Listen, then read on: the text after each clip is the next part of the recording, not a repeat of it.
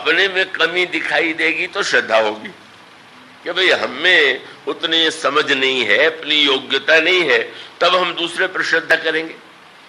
और जब अपने आप में ही गुण दिखाई दे और सामने वाले में कोई कमी, सामने वाले में कोई दोष दिखाई दे तो स्वाभाविक रूप से ऐसे व्यक्ति के हृदय में श्रद्धा नहीं हो सकती। बुद्धि वही है, पर दोष जानने की क्षमता बुद्धि में होनी चाहिए, पर अपने दोषों को जान लेना। सती जी की जो समस्या है आप उसको ध्यान से स्पष्ट समझें। सती शब्द के अर्थ को आपने सुना होगा। भगवान शंकर की जो पत्नी है वे तो सती है ही है, पर वैसे भी किसी पतिव्रता नारी की जब प्रशंसा करते हैं तो कहते हैं कि अरे वो तो बड़ी सती, अनुसुईया बड़ी सती है, और ऐसे अनेक जो पतिव्रताएं हैं उनको सती की उपाधि दी जाती है। और परंपरा जो अपने पिता पति के साथ का अपने शरीर को भस्म कर देती थी, उन्हें भी सती की संज्ञा देकर पूजा की जाती थी, उनकी आराधना की जाती थी। तो सती शब्द का अर्थ यदि पतिव्रता है तो सती जी के नाम का अर्थ है कि ये माना गया कि सती जी सर्वश्रेष्ठ पतिव्रताओं में शिरोमणि है, तो इसीलिए जब किसी नारी की प्रशंसा करेंगे तो उसे सती कहेंगे।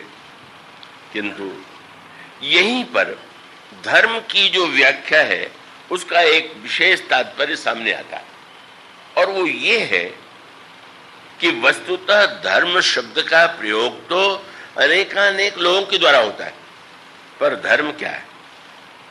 उन्होंने यह मान लिया कि पतिव्रता के लिए पति ही सब कुछ है, और इसलिए अगर महर्षि अगस्त श्री राम की कथा सुन रहे हैं तो मैं उनकी कथा नहीं सुनूंगी, ये मेरे पातिव्रत धर्म के अनुकूल नहीं है।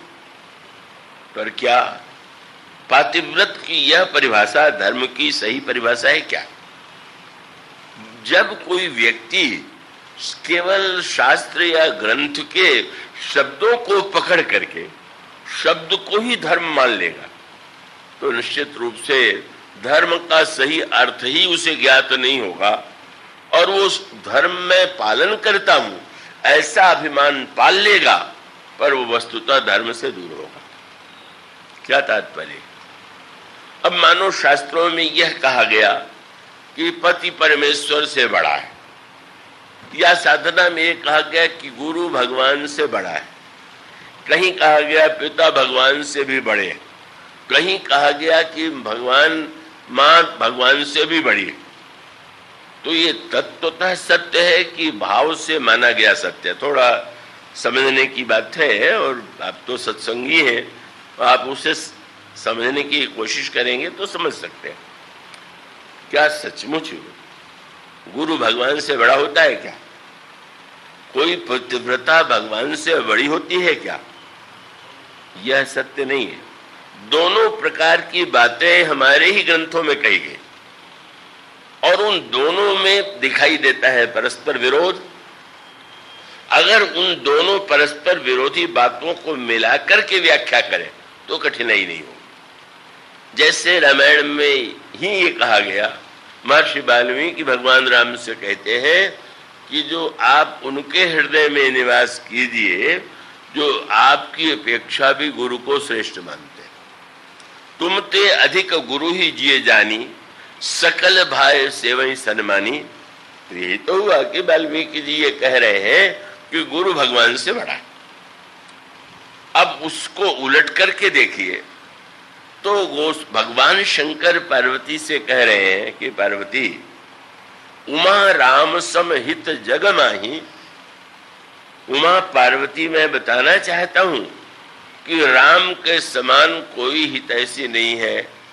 तो पिता माता आदि का नाम लेते तो कोई बात नहीं था, पर उन्होंने कहा गुरु पितु मातु बंधु प्रभु नहीं।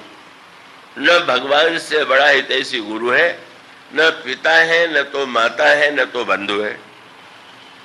दोनों वाक्य रामायण के हैं, पर उसके पीछे जो अर्थ है उसको तो समझिए, उसका तात्पर्य तो समझिए।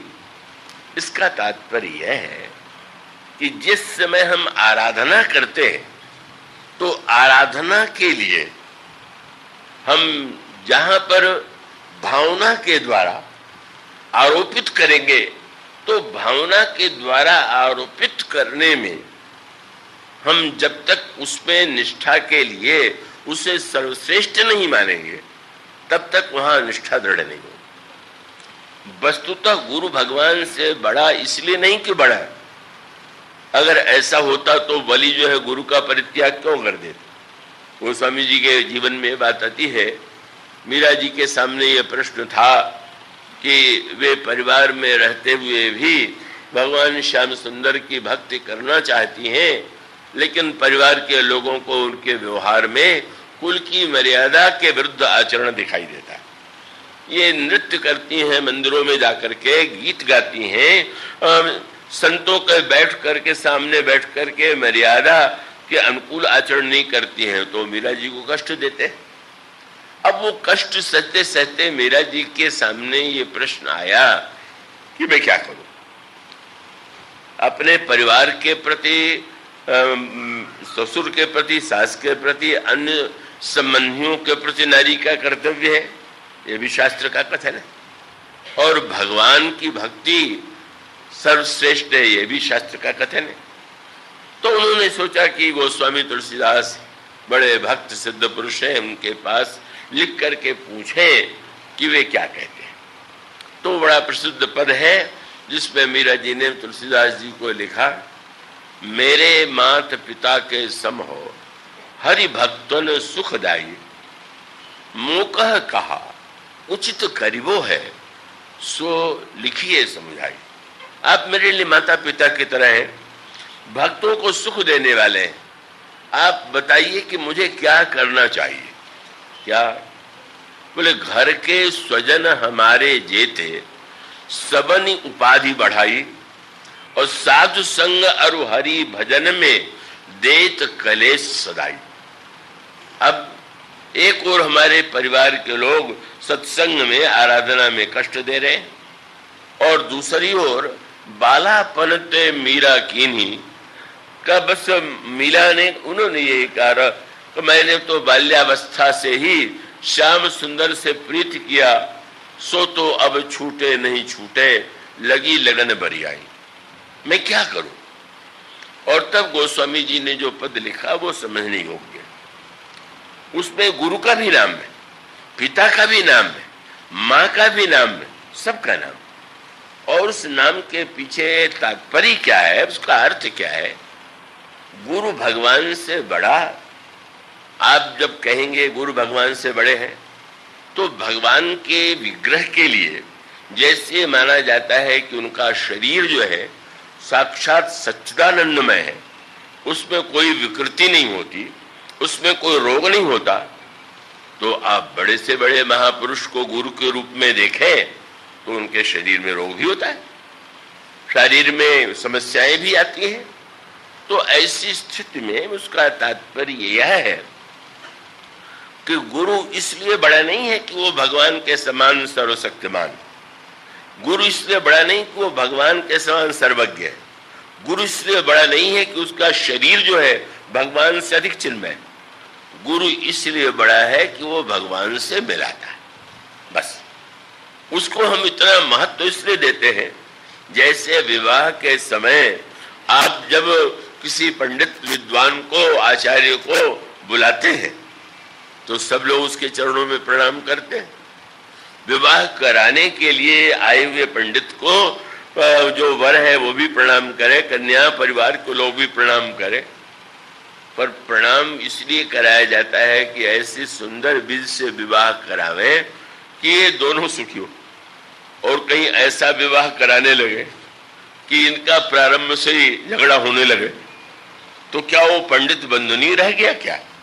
पंडित बंधनी इसलिए पूजी इसलिए है कि वो हमारा उद्देश्य उस दिशा में हमको बढ़ाता। गुरु भगवान से बड़ा नहीं है, बड़े तो भगवान ही है, भगवान से बड़ा और कोई नहीं होता। लेकिन जब वो कहते हैं तो कितनी सुंदर बात, बोले गुरु गोविंद दो खड़े कागे लागू पाए। गुरुदेव खड़े हैं और गोविंद खड़े हैं, किसको प्रणाम करें? तो कहा हम गुरु जी को प्रणाम करेंगे। क्या गुरु जी भगवान से बड़े हैं? कहने गुरु जी में एक विशेषता है। गुरु जी इसलिए बड़े हैं कि बलिहारी गुरुदेव जिन गोविंद दियो लखा है। उन्होंने गोविंद को दिखला दिया, हम जो दिखला दे हम उसको और सम्मान देते हैं। गुरु को बड़ा मान करके हम भगवान को पाना चाहते हैं। गुरु के माध्यम से गुरु का बड़प्पन जो है वो भाव से स्वीकृत सत्य है, तो वो वस्तुतः तथ्य नहीं। और इसी प्रकार से जब कोई पतिव्रता पति को भगवान से बड़ा माने तो मानने का एक भावनात्मक आनंद है। व्यवहार में उस मान करके उसके अंतःकरण की निष्ठा दृढ़ होती है। पर क्या सचमुच पतिदेव में भगवान से अधिक गुण है क्या? क्या उनमें सर्वज्ञता है कि सर्वशक्तिता है कि विशेषता है? आपने भाव से उनमें यह भावना बनाई। बनाने के बाद न तो कोई गुरु भगवान से बड़ा होता है, न कोई पतिव्रता भगवान से बड़ी होती है। और एकाध दृष्टांत में जब कोई बड़ा दिखाई दे तो प्रभु की कृपा है कि वो उसको बड़ा दिखा देते। किया कि मैं अपनी पातिव्रत की शक्ति के द्वारा अपने पुत्र को अमर बना दूंगी और कोई इसे मार नहीं पाएगा। बस यही वो सूत्र है। गांधारी ने कहा दुर्योधन से, पुत्र आज तक मैंने नेत्र से पट्टी नहीं हटाई, पर आज तुम मेरे सामने पूरे वस्त्र उतार होकर के नग्न होकर के आओ, मैं तुम्हें देखने के लिए पट्टी उतारूंगी, तुम्हारा शरीर वज्र का हो जाएगा, मैं देखूंगी कि भीम तुम्हारा क्या कर लेते। बड़ा प्रसन्न हुआ और तुरंत उसने वस्त्र उतारे। पर उतारने के पहले योजना तो उसी को बनानी थी। उसने सेवकों को आज्ञा दे दिया, खिड़कियां बंद कर दो, मार्ग में कोई दूसरा मिलने न पावे। वस्त्र उतार करके चला। पर वो जो कौतुकी श्याम सुंदर है वो तो वहां भी पहुंच गए और उनको देख करके वो लज्जित होकर बैठ गया। जिसके सामने नग्न होने में संकोच नहीं करना चाहिए वहां संकोच आ गया। एक ईश्वर ही ऐसा है कि जिसके सामने नग्न होना गुण है। पर वो दुर्योधन जो है श्री कृष्ण को देख करके उसको संकोच लगा। और जब भगवान ने मुस्कुरा करके पूछा, ये क्या, ये तुमने नग्न होने का कार्य कब प्रारंभ किया? तुम तो दूसरों को नग्न करने में प्रसन्न होते हो, स्वयं क्यों नग्न हो गए? व्यंग यह था कि जितना बड़ा युद्ध लड़ा गया, तुमने द्रौपदी को नग्न करने की चेष्टा की है, इसीलिए हुआ। आज तुम स्वयं नग्न हो रहे हो। व्यंग मानो यह था कि व्यक्ति की विडंबना यह है कि जैसे भगवान कृष्ण गोपियों से नग्न होकर के सामने का आदेश देते हैं, उसका तात्पर्य यह है कि निर्मल मन जन सो मोहि पावा, मोहि कपट छल छिद्र न भावा। मानो कपट में भी जो शब्द छिपा हुआ है वो पट ही तो है। पट माने वस्त्र है और कपट में भी पट है। तो मानो मर्यादा के लिए वस्त्र पहनना और बात है, और वस्तुतः वास्तविकता को छिपाने के लिए भगवान कहते हैं मुझे कपट प्रिय नहीं। तो भगवान कृष्ण ने गोपियों को आदेश दिया, वो तो दोनों करते हैं, नग्न होने से बचाते भी हैं और नग्न बनाते भी। गोपियों को नग्न होने का आदेश दिया और द्रौपदी को नग्न होने से बचा लिया। भगवान का कथन यह है कि संसार के सामने वस्त्र तो मर्यादा है, इसलिए मैं उसकी रक्षा करूं, पर मेरे सामने तो सारा आवरण सारा पट दूर करके ही भक्तों ने संतों ने सभी ने कहा घूंघट को पट खोलू रे, तो ही राम मिलेंगे या तो ही पीओ मिलेंगे। मानो यही बुद्धि की विपरीतता है कि भगवान के सामने, और फिर भगवान ने कहा तुरंत कह दिया कि जब मेरे सामने तुम्हारी ये दशा हो गई, अब गांधारी के सामने नग्न जाके खड़े हो जाओ। कितनी अभद्रता है, अमर्यादा है, क्या करें? बोले और कोई बात नहीं, छोटा सा कट्टी में वस्त्र लपेट लो। अच्छा अब आप कह रहे हैं तो आपकी बात कैसे टालें? मान लिया।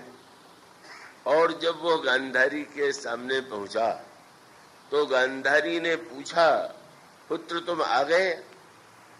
और तब पट्टी खोल करके देखा, सारा शरीर सचमुच वज्र का हो गया, पर कमर में जो एक कपड़ा लिपटा हुआ था उतना भाग वज्र का नहीं हुआ। पतिव्रता ने सारे शरीर को वज्र बना दिया। वो कपड़ा कितना बड़ा मजबूत था कि पतिव्रता की आंख का तेज भी उतना नहीं घुस पाया। अरे इतनी बड़ी पतिव्रता, यह कपड़ा कौन था?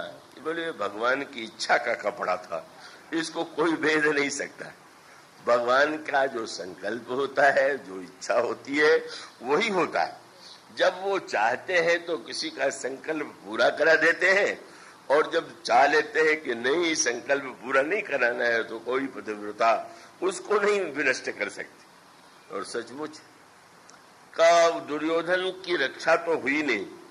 अब दुर्योधन मारा ही इसीलिए गया कि पता चल गया कि कमर में ही कमजोरी है, यही मारना ठीक है। मानो संकेत कथा का अभिप्राय यह है, वृंदा के पातिव्रत के प्रसंग में, वृंदा जलंधर की पत्नी है, तो जलंधर की पत्नी वृंदा परम सती असुराधिप नारी, परम सती मानी जाती है। और वो उसका परिणाम क्या होता है कि उसके पातिव्रत के कारण शंकर जी भी जब लड़ते हैं तो वो नहीं हरा पाते। जलंधर इसलिए नहीं हारता कि उसकी पत्नी पतिव्रता है। पतिव्रता की शक्ति पा करके गोस्वामी जी लिखते हैं कि एक कलप सुर देख दुखारे, समर जलंधर सन सब हारे। क्यों हारे? बोले परम सती असुराधिप नारी, तेहि बल ताहि न जिते पुरारी। पतिव्रता के तेज का, उसके पातिव्रत का परिणाम हुआ कि जलंधर को शंकर जी भी नहीं मार पा रहे। बड़ी विचित्र सी, अच्छी न लगने वाली कथा आती। क्या लिखा हुआ है? भगवान ने वृंदा के पातिव्रत को नष्ट करने के लिए जलंधर का रूप बना लिया। पढ़ के कष्ट भी होता है। कई लोगों को लगता है कि कैसी बातें पुराणों में लिखी हुई हैं। भगवान ने कपट करके जालंधर बन करके उसका पातिव्रत नष्ट कर दिया। फिर वही प्रश्न है कि जालंधर का वेश बना करके अगर भगवान विष्णु आए, इतनी बड़ी पतिव्रता पहचान क्यों नहीं पाई? पहचान जाना चाहिए था। इतनी बड़ी पतिव्रता ने भगवान को जालंधर के रूप में देखा, तो देखने के बाद अगर वो कह देती कि अरे मैं जानती हूं कि आप तो विष्णु हैं, आप जालंधर का वेश बना करके आए हो, तो उसका अभिप्राय कि उसकी नेत्र जो है उसमें दिव्यता। पर संकेत इसका यह है कि पातिव्रत का सच्चा तात्पर्य वृंदा के जीवन में नहीं। जैसे आप कोई शक्ति बहुत बड़ी प्राप्त करें साधना के द्वारा, तपस्या के द्वारा, जप के द्वारा, यज्ञ के द्वारा, तो उस बल को पाकर के आप उसका उपयोग कहां कर रहे हैं? तो इसका अर्थ है कि धर्म का पालन करके वो अधर्म को शक्ति दे रही। अब ये बड़ी जटिल स्थिति हो गई। का जालंधर महान पापी है, अधार्मिक है, और वो पतिव्रता अपने धर्म के द्वारा उस अधर्म को मरने नहीं दे रही। भगवान को तो मारना है अधर्म को। शंकर जी अधर्म का, जालंधर का वध कर सके, और तब भगवान ने दिखाई दिया कि छल करी टारे उतास व्रत, प्रभु सुर का रजकीन। भगवान ने उसका पातिव्रत नष्ट कर दिया और उसके पश्चात जालंधर मारा गया। इस कथा के गहरे अर्थ पर विचार कीजिए। उसके बाद जब उसने जान लिया, बाद में जान लिया, पहले नहीं जान पाई, तो क्रोध आ गया और क्रोध में आके शाप दे दिया कि जाओ तुम पत्थर हो जाओ। तो माना जाता है भगवान का जो शालिग्राम रूप है वो वृंदा सती तपस्विनी के कारण साप से भगवान को पत्थर बन जाना पड़ा। पर इतने मत पढ़िएगा, भगवान भी कितने विनोदी है। भगवान ने कहा कि अगर मैं पत्थर बन जाऊंगा तो तुम तुलसी बन जाओगे और तुम निरंतर मेरे साथ ही रहोगे। एक दिन के तुमने संग को पाप मान लिया, पर अब तो सदा सदा के लिए तुम्हें मेरे पास ही रहना। धर्म का सूक्ष्म तत्व है। इसका अभिप्राय ये है कि वस्तुतः मैं ही तो समस्त विश्व का पति हूं, और तुमने जालंधर में देखा और मेरे कार्य को तुमने माना कि मैंने धर्म नष्ट कर दिया, तो मैं क्या धर्म नष्ट करने वाला हूं क्या? तुम्हारे उस मिथ्या धर्म को मैंने नष्ट किया जिसके द्वारा तुम असुर को शक्ति दे रही थी, और तुम्हारे पातिव्रत को मैं इतना सम्मान देता हूं कि मैंने जब तुम्हें स्वीकार किया तो हमारा और तुम्हारा, जालंधर और तुम्हारा संबंध तो एक जन्म का है, पर शाश्वत रूप से मेरा और तुम्हारा संबंध बना रहेगा। इसलिए हर जगह शास्त्र का एक वाक्य पढ़ करके इतना भावुक नहीं हो जाना चाहिए। वही सबसे ईश्वर तो अद्वितीय है, अनुपम है, सर्वशक्तिमान है, पर उसे पाने के लिए इन्हें हम श्रद्धा पूर्वक, विश्वास पूर्वक उन्हें हम भगवान से अधिक सम्मान देते। बहुत सुंदर प्रसंग आता है।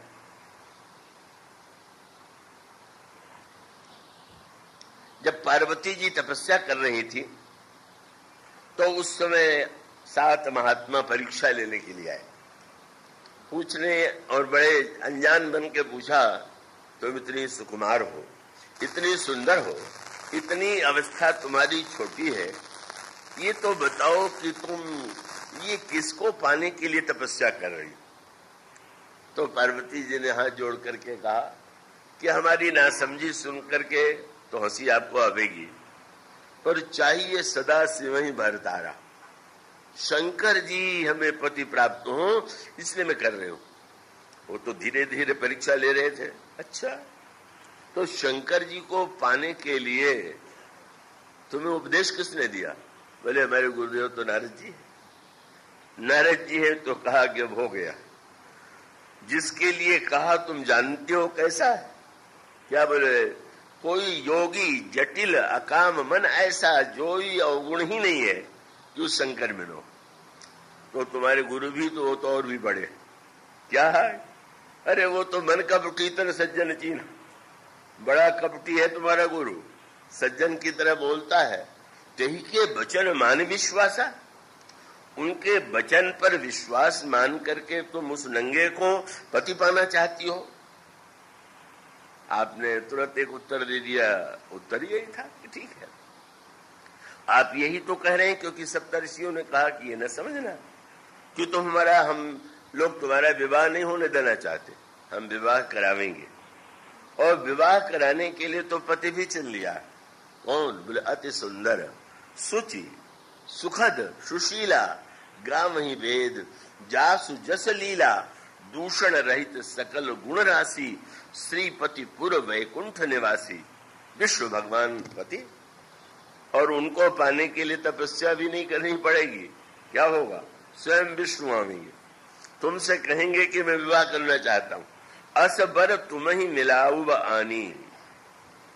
अब पार्वती जी का वाक्य बहुत सुंदर है, गुरु बड़ा की भगवान। तो अब इन लोगों ने तुरंत चतुराई से ये कहा कि ठीक है, पर मान लो जिन शंकर जी को पाने के लिए तुम तपस्या कर रही हो, वो शंकर जी में चाहे जितने दोष हों, पर वो कपटी नहीं। वो गुरु तो हमारा कपटी है, पर वो कपटी नहीं। तो उनको बुला के हम लावेंगे। और अगर वो ये कह दे कि तुम इस मंत्र और तपस्या को छोड़ दो, तब माने एक और तो गुरुदेव नारद और दूसरे शंकर जी, मेरे कहने से नहीं पर शंकर जी कहे तब। तो शंकर जी ने बहुत अनोखी बात कही। पार्वती जी ने क्या कह दिया? अरे एक बार शंकर जी 100 बार भी आके कहे तो तजऊ न नारद करो उपदेश। आप कहें 7 बार में 100 बार भी शंकर जी कहे तो मैं उनकी बात नहीं मानूंगी। सिद्ध हो गया कि गुरु जी बड़े हो गए। पर क्या ये सही हुआ क्या? अब इसको उलट के देखिए कि अगर नारद जी आकर के कहें कि शंकर जी से तुम प्रेम करना छोड़ दो, तो क्या छोड़ देंगे क्या? उसका अर्थ यह है कि भगवान शिव तो मेरे आराध्य है और उनको पाने के लिए ही जिन गुरु का मैंने वर्ण किया है, उनके मार्ग से चल करके ही तो मैं पाऊंगी। तो जिनके मार्ग से मुझे चलना है, जहां तक साधना का संबंध है, वहां गुरु ही परम प्रमाण। लेकिन उसको इसलिए महत्व है कि वो साध्य से मिलाने वाला है, शिव से मिलाने वाले हैं। मानो उनका तात्पर्य है कि शंकर जी यदि आके ये कहें कि तपस्या न करो, साधना न करो, तो इसका अर्थ तय हुआ कि शंकर जी कह रहे मुझसे प्रेम मत करो। तो शंकर जी के कहने से सब छोड़ दें, पर प्रेम करना कैसे छोड़े? और उस प्रेम की प्राप्ति में जो सहायक है, इस नाते वो हमारे लिए इतने महान है कि उनके उपदेश का मैं परित्याग नहीं करूं। वही सूत्र सर्वत्र है। गुरु को हम इसलिए बड़ा मानते हैं, या मानना चाहिए कि वह भगवान से मिलाने वाला है, भगवान को दिखलाने वाला है। पर अगर ऐसा न हो, तो गोस्वामी जी ने मीरा जी को जो पद लिखा उसमें यही था कि जाके प्रिय न राम वैदेही तजिए ताहि कोटि वैरी सम यद्यपि परम सने। और तब एक एक उन्होंने कहा घबराने की आवश्यकता नहीं, पिता भगवान से बड़े तो उन पिताजी को बोले तजो पिता प्रहलाद, पिता की आज्ञा मानना चाहिए, बिना विचारे मानना चाहिए। तो प्रहलाद से तो पिताजी ने कहा कि तुम भगवान की भक्ति छोड़ दो, छोड़ देते। बोले तजो पिता प्रहलाद विभीषण बंधु, बड़ा भाई जो है पिता के तुल्य है। बड़ा भाई कह रहा है कि तुम राम के पक्ष में मत बोलो, पर वो तो रावण को छोड़ देते हैं, भगवान को तो नहीं छोड़ देते। और बंधु भरत का, भरत महतारी माँ का कितना ऊंचा स्थान है, पर भरत जी ने उस महान माता को छोड़ ही नहीं दिया। वो उन कठोर शब्दों में जो उन्होंने कहा, जो तय कुरुचि रही थी तो ही जन्मत काहे न मारसी मोही। और कहा कि अरे जब तय कुमति कुमत जिये ठहू, खंड खंड हुई हृदय न गयऊ, बर मांगत मन भई नहीं पीरा, गरि न जीह मुंह परे न कीरा। माता के लिए इतने कठोर शब्द क्यों? इसलिए कि माता कृपा करके आशीर्वाद दे और वो भगवान की दिशा में बढ़ावे तो माँ सबसे पूजी, और माँ भगवान से दूर कर दे। तो उन्होंने कहा कि देखो, प्रहलाद ने पिता को छोड़ दिया, विभीषण ने भाई को छोड़ दिया, श्री भरत जी ने माँ को छोड़ दिया, पर गुरु जी तो छोड़ने योग्य नहीं होंगे। बोले नहीं, वो भी छोड़े गए। कौन? तजो पिता प्रहलाद विभीषण बंधु भरत महतारी, गुरु बलि तजो। बलि के गुरु है शुक्राचार्य, महान गुरु है, महान विद्वान है। शुक्राचार्य की बड़ी सेवा बलि ने किया है। ऐसे बढ़िया उपाख्यान आते हैं कि अपनी कन्या तक को शुक्राचार्य की बेटी का दासरी बना दिया। ऐसा सम्मान शुक्राचार्य जी को बलि के द्वारा दिया जाता था। किंतु वही सूत्र फिर आया सामने, बलि यज्ञ कर रहा है, गुरु और आचार्य शुक्राचार्य जी हैं, भगवान वामन के रूप में आते हैं। वामन को देख करके बलि प्रभावित तो होता है, पर ये भगवान है उसको ज्ञान नहीं। और यही कहा कि ब्रह्मचारी आप इस यज्ञ में आए, आप जो भी मांगे वो मैं दूंगा। बस गुरु जी ने तुरंत धीरे से संकेत किया, चलो बाहर, कुछ बात मैं तुमसे कहूंगा। बाहर ले जाकर के कहा कि तुम जानते हो ये कौन है? बोले कोई बड़ा तेजो ब्रह्मचारी। ये ब्रह्मचारी साधारण नहीं है, ये विष्णु भगवान है। ये आए हैं और तुम्हारा सारा राज्य संपत्ति दान में लेकर के इंद्र को दे देंगे। चलो लौट के कह दो मैं आपको नहीं दूंगा। बलि ने उस समय शुक्राचार्य के चरणों में प्रणाम किया। बोले मैं ऐसा गुरु पा करके धन्य हो गया कि मैं भगवान को नहीं पहचान पाया और आपने पहचान लिया। पर गुरुदेव अब ये बताइए कि आपने से ही मैंने सुना है कि भगवान सर्वशक्तिमान है। तो गुरुदेव अगर भगवान सर्वशक्तिमान है तो राज्य क्या मुझसे छीन के नहीं ले सकते थे क्या? वो छीन लेते। इंद्र को दे देते। ऐसी स्थिति में कितने कृपालु हैं कि छीनने के स्थान पर दान लेने वाले बन गए। और ऐसा अवसर क्या मैं छोड़ दूं? भगवान को समर्पण करने के लिए भगवान की ही वस्तु है, इसलिए ये मत कहिए कि ये मत करो। बस जो गुरु भगवान के प्रति समर्पण को रोक रहा है, बस वह तो गुरु तो खो बैठे। क्रोध आ गया शुक्राचार्य जी, और क्रोध में आकर के कहा, जा तेरा सारा राज्य संपत्ति चली जाए। बलि हंसने लगा, बोले भगवान की इच्छा आपके मुंह से भी बोलने लगी। आप मेरा राज्य बचाते बचाते स्वयं भी शाप दे रहे हैं कि जा नष्ट हो जाए। यही है भगवान की शक्ति, भगवान की इच्छा। और उसके बाद भी जैसी ममता होती है, शुक्राचार्य जी को लगा शाप तो दे दिया, तो मेरा चेला है का इसका तो राज्य बचाना ही चाहिए। बस यही तो गुरु को जब ये चिंता हो गई, क्यों इतनी चिंता है? बोले इसकी संपत्ति और राज्य अगर चला जाएगा तो मेरी सेवा आनंद कौन देगा? इसलिए सब बना रहे तभी तो मेरी सेवा होगी। तो ममता के कारण बचाने पहुंचे। और आप जानते हैं कि भगवान ने वहां पर भी वो कौतुक किया कि हाथ में कुश लिया और वो उस कमंडल के छेद में बैठ गए थे। जल नहीं गिरेगा तो संकल्प नहीं होगा। कैसा मनुष्य ममता में कभी कभी ना समझ हो जाता है। तो शास्त्र का नियम है कि जल दे करके संकल्प बोलते। तो मान लिया कि जब जल ही नहीं गिरेगा तो संकल्प कैसे होगा? ये भूल गए कि भगवान का संकल्प भी कहीं रुकता है क्या? परिणाम ये हुआ कि संकल्प तो भगवान का पूरा हुआ। कि शुक्राचार्य जी अपनी एक आंख जरूर गंवा बैठे। और भगवान से जब शुक्राचार्य जी ने पूछा कि आपने मेरी एक आंख क्यों फोड़ दिया, उन्होंने कहा भाई भीतर की दो आंखें होती हैं ज्ञान विराग, तो तुम्हारी ज्ञान वाली आंख तो ठीक थी क्योंकि मुझे पहचान लिया, पर वैराग्य वाली आंख तो पहले से फूटी थी। अरे पहचानने के बाद चेले को ये कहना चाहिए था, बड़ा भाग्य तुम्हारा कि भगवान आए हैं, सब कुछ दे दो और आप रोक रहे हैं। बस मानो सूत्र यही है, सब बड़े हैं पर इसलिए बड़े हैं कि वो बड़े होकर के उनका आशीर्वाद प्राप्त करके उनकी कृपा के द्वारा हमारा जो परम प्राप्तव्य ईश्वर है वो प्राप्त। और इसीलिए गोस्वामी जी ने दृष्टांत दिया कि आंख में अंजन लगाना चाहिए। पिताजी ने कह दिया किसी बेटे से, और बेटा पिता का इतना आज्ञाकारी कि रोज अंजन लगाने लगा। उसे कभी कभी बड़ा अटपटा भी अनुभव होता है।